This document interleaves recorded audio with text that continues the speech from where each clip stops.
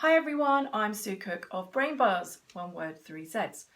Now I want to talk to you today about the thing that nobody seems to be talking about when it comes to learning issues like dyslexia.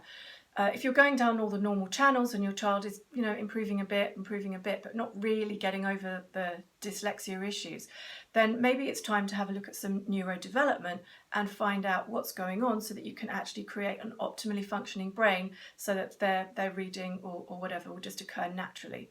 So neurodevelopment is a process by which we grow new nerve pathways, and we can do that voluntarily. So for example, when we're learning to drive, or if we're learning a new dance step, we have to practice and then we install those new nerve pathways. And that's something that is relatable to grown-ups, because we tend to think that these issues are maybe associated with children and that after a certain age maybe you can't learn things.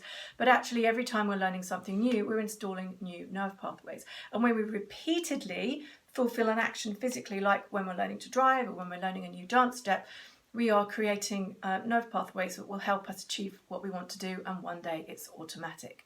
So with regard to how we're going to overcome reading issues, by creating the nerve pathways that we require, that every single neurotypical person on the planet will have developed the same way. They will have done the same movements in utero, the same movements in the first few months of life, and their brain will be functioning neurotypically. It's when we deviate from that neurotypical perspective that learning issues to some greater or lesser extent can happen. So what we're going to do in neurodevelopment is repeat the stages right back from the beginning so that we iron out the creases and we get an optimally functioning brain.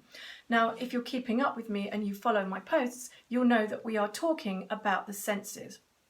We're talking about the senses, so what our eyes are perceiving, so our 3D vision, our ability to see where things are in space, our ability to have pupil contraction, our ability to track, our ability to look from there to here, accommodation, so that we can function, and also the way our vision and our balance is connected, also how our skin's responding, because sometimes our skin might be too sensitive or not sensitive enough.